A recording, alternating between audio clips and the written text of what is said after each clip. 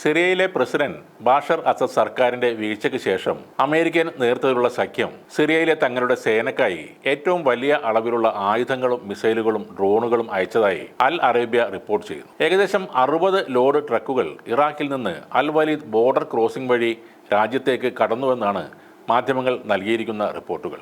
Syrian പ്രവിശ്യകളായ Al Hasakah, there എസോർ എന്നിവിടങ്ങളിലെ സഖ്യസേനയുടെ താവളങ്ങളിലേക്കാണ് ഈ ആയുധങ്ങളുമായി വാഹനവ്യൂഹം നീങ്ങിയത്.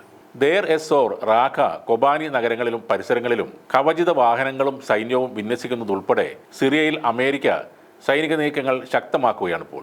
HTS December 8-ന് Damascus പിടിച്ചെടുത്തതിന് ശേഷം ഏകദേശം ഇതുപോലെ 210 ട്രക്കുകളെങ്കിലും ഇതിനകം സിറിയയിലേക്ക് കടന്നിട്ടുണ്ടെന്നാണ് പുറത്തു വന്നിരിക്കുന്ന വിവരം. പീപ്പിൾസ് പ്രൊട്ടക്ഷൻ യൂണിറ്റുകൾക്കുള്ള പിന്തുണ പുനഃപരിശോധിക്കാൻ നാറ്റോ സഖ്യകക്ഷിയായ അമേരിക്കയോട് തുർക്കി ആഹ്വാനം ചെയ്തിട്ടുണ്ട്. ഡിസംബർ 1 പെന്റഗൺ പ്രഖ്യാപിച്ചത് സിറിയയിൽ അമേരിക്കൻ സൈനികരുടെ എണ്ണം ഏകദേശം 2000 ആണെന്നാണ്. ഇതിനു മുമ്പ് 900 സൈനികരെ മാത്രമായിരുന്നു അമേരിക്ക സിറിയയിൽ നിലനിർത്തിയിരുന്നത്.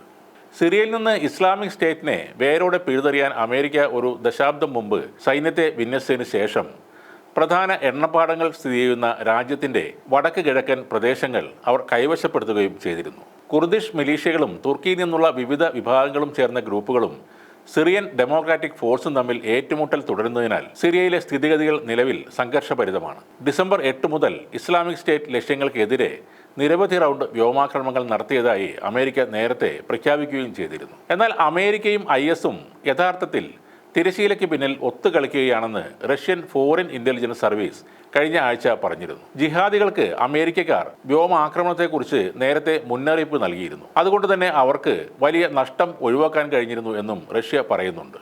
സിറിയയിലെ റഷ്യൻ താവളങ്ങൾക്കെതിരെ ഭീകരാക്രമണം നടത്താൻ ഇസ്ലാമിക് സ്റ്റേറ്റ് തീവ്രവാദികളെ ഉപയോഗിക്കാനാണ് അമേരിക്ക ഇപ്പോൾ പദ്ധതിയിടുന്നതെന്നാണ് റഷ്യൻ മാധ്യമങ്ങൾ റിപ്പോർട്ട് ചെയ്യുന്നത്.